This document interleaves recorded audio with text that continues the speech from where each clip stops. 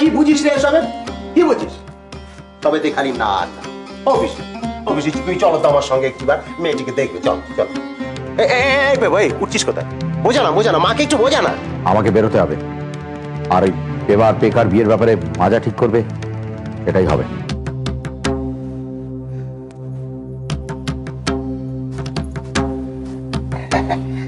ঠিক আছে, ঠিক আছে।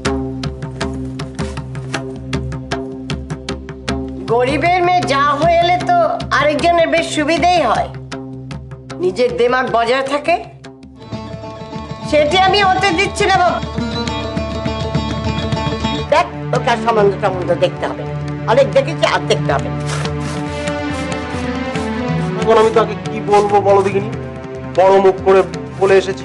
এবার ছোট মুখ করে বলে আয় এ বে হবে। যা, দূর হয়ে যা তো, ওর চোখের সামনে থেকে দূর হ, দূর হ। একদম ভালো লাগছে না। কি হলো তোর? হ্যাঁ, অনুতলা হচ্ছিস কেন? কি আর হবে, শুনতে পাচ্ছ না? কি শুনবো? মা তো যোগু দাদাকে তাড়িয়ে দিচ্ছে। হ্যাঁ, তাড়িয়ে দিচ্ছে? এ বাবা, কি হবে? যা যা যা, শিগগির ধর, মানে চলে যাবে। তুমি মজা করছো? এ রামু তোর বলে কিনা শিরে সংক্রান্তি। দেখেছো, জামা কাপড়গুলো বের করে রেখে যায়নি। আশ্চর্য, এদিকে আমার বেরোনো দেরি হয়ে যাচ্ছে।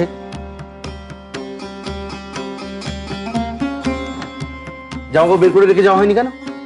বের করে দিচ্ছি। দিচ্ছি কেন? এতক্ষণ হয়নি কেন? নিচে ছিল, কাজ ছিল। কাজ ছিল বলে উপদেশ দিচ্ছিলাম, নিচে উপদেশ দিতে গিয়ে দেরি হয়ে গেছে। আজকের বেলায় নাম নেই, অকাজে একবার দেশ উদ্ধার করছেন উনি। কোন কালে তোমার কাজের কাজটা করা হয় না? বেশ, আমার ঘাট হয়েছে, এ নিয়ে আর কথা বাড়িও না। আমি কি বলেছি তা কোনো কালেও তুমি বুঝবে না, আর তুমি যা বলবে তা কোনো কালেও আমার ভালো লাগবে না। সেই তো, কেউ ওনার কথা বুঝবে না।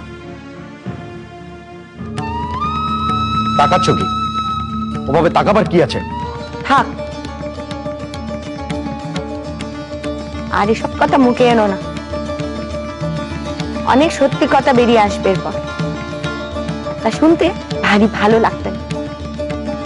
তার থেকে তো কেউই নিস্তার পাবো না, তুমিও না, আমিও না।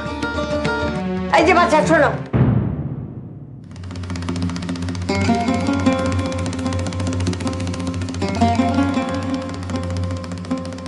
তোমার তো দেখছি ভাসুর দেওর পুরুষ মানুষ কিছু না মানা দিন দিন বেড়েই চলেছে। সে তো আমার সঙ্গে কথা কইছিল, উপর পাড়া হয়ে তুমি এখানে কথা বলতে এলে কেন?